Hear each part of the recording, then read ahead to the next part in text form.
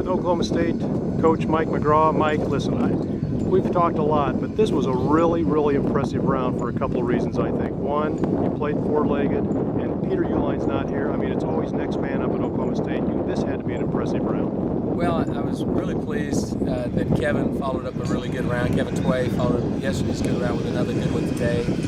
He hasn't made a bogey yet, so he's playing very good golf. And Morgan Hoffman had a much better day. Drew Page, you know, that's pretty impressive when you consider he's only played in 2 varsity events for us, and he was in contention at the preview, and he's playing very well this week. So that's also good news for us.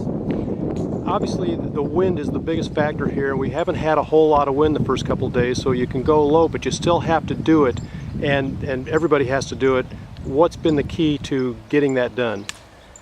Ooh, you need to play the par 5s well, because you know, with the amount of wind we've had, none of the par 5s have played very hard. So you better come off those with some birdies.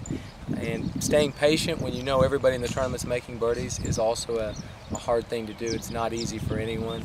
So you might par a couple of holes you think you're supposed to birdie, and it's easy to get impatient. But our guys did a pretty good job of staying that way.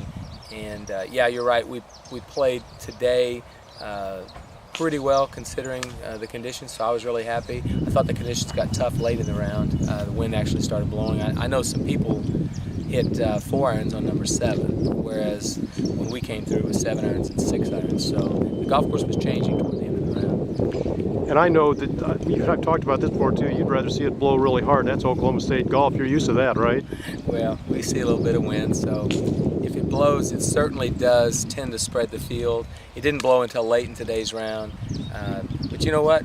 Yeah, our guys can tumble or stumble in the wind just like anyone else. But to me, if you get a little bit of conditions out there, that's probably better for everybody, I think. Okay, you've got a pretty sizable lead. I think you've got a 9-shot lead possibly going into tomorrow.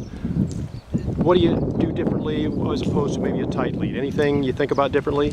I've always kind of thought that, you know, whatever you're doing that's right and it's working, you just keep on doing that. So go out and just try to play the golf course the way it comes to you, and you know, all the same things you've always heard about playing 1 shot at a time. But just, I don't know why we would change anything. If we can go out and play well tomorrow, you know, it's going to be harder for somebody to catch us than if we go out and try to, you know, salvage a lead or try to whatever. I don't think about it that way. It's just go out and play well. So that's what they need to do. Well, good luck tomorrow. Thanks a lot, Mark.